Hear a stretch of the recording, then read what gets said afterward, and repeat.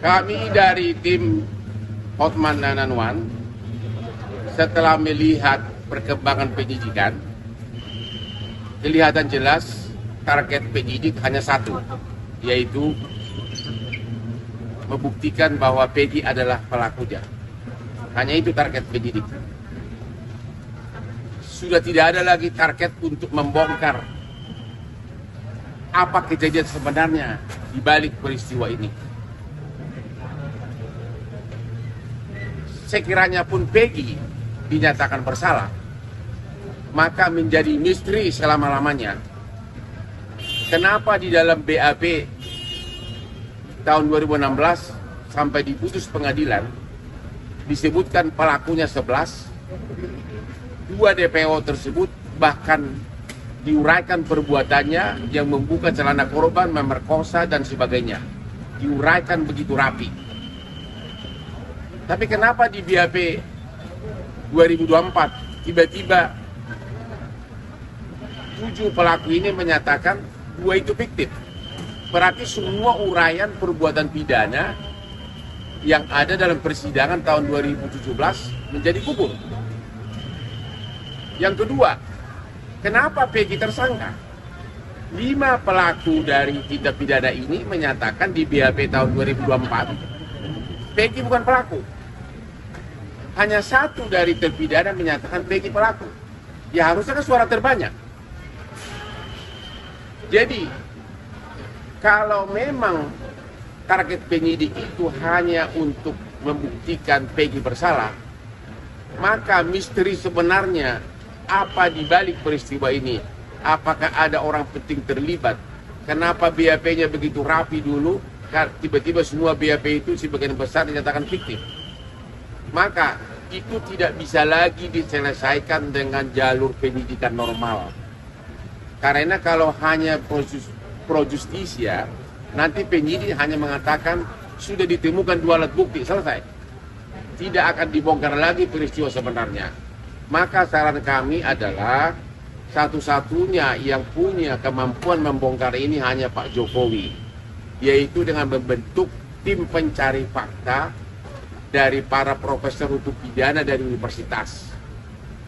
Tim pencari fakta ini dikasih dulu bekerja, penyidikan atas Peggy sekarang ini ditunda dulu, tidak dihentikan ya, ditunda dulu.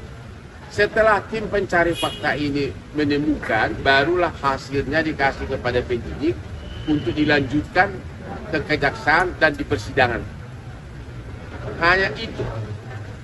Oke? Dan yang juga 8 terpidana ini benar-benar harus diperiksa secara pendekatan kemanusiaan oleh tim pencari fakta ini. Sebenarnya apa yang terjadi terhadap mereka? Kenapa BAP yang dulu itu begitu rapi? Kenapa mereka juga mengatakan waktu rekonstruksi pun mereka digantikan oleh oknum polisi tahun 2017, ya kan? 2016. Ya, rekonstruksi pun mereka tidak digantikan oleh oknum polisi. Jadi ini benar-benar misteri yang tidak bisa dibongkar dengan penyidikan terhadap Peggy sekarang ini.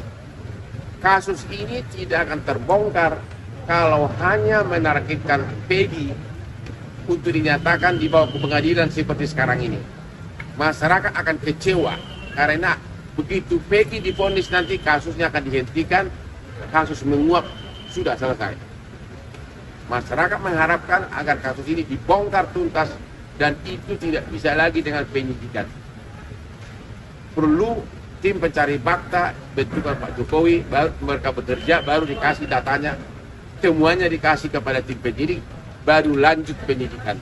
Kami tidak minta penyidikan berhenti, justru dilanjutkan, tapi lengkapi dulu data sebenarnya.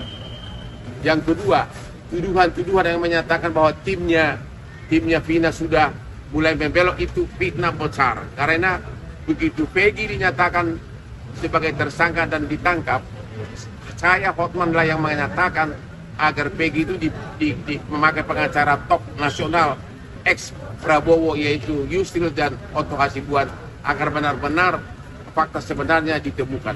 Jadi saya tidak pernah minta kasus ini berbelok-belok, ya. Ada yang mengkaitkannya ke narkoba lah segala macam lah, itu nggak ada kaitan sama itu.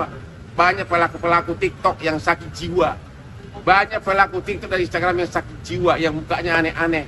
Ya, mukanya aneh-aneh, tuduhannya ada suaranya juga kayak nenek lampir, ya. Halo nenek-nenek lampir yang sakit jiwa bikin TikTok, ya. Ya, pansos lu nggak malu sama dirimu lo. Nggak tahu apa-apa kayak penjual ikan goreng lo.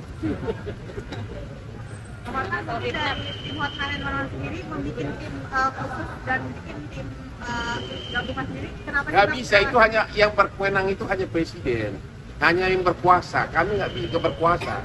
Kami tidak berwenang untuk memanggil saksi.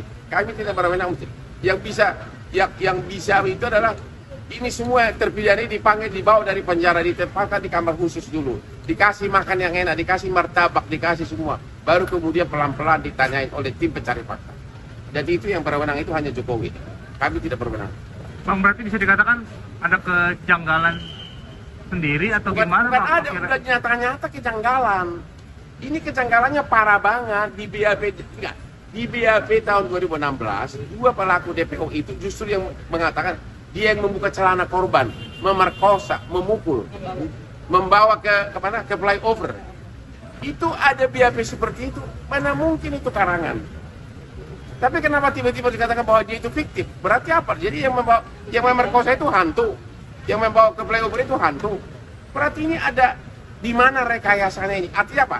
Pasti ada yang salah. Sudah pasti ada yang salah. Dan itu tidak bisa ditemukan siapa pelaku rekayasa ini kalau hanya dengan menghukum Peggy. Ya, karena target penyidik sekarang kan hanya Peggy. Tapi kenapa ini bisa terjadi? Nggak diselidiki lagi. Dan itu yang bisa yang punya kemampuan itu hanya Pak Jokowi membentuk tim pencari fakta.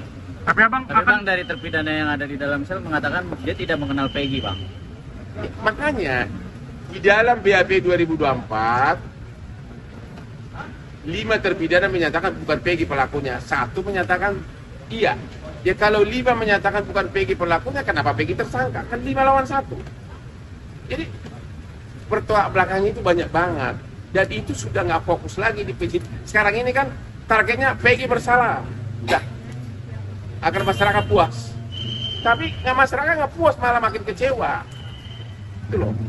Jadi kalau ini nggak dibongkar ke akar-akarnya, maka wibawa hukum kita itu hancur lebur sudah.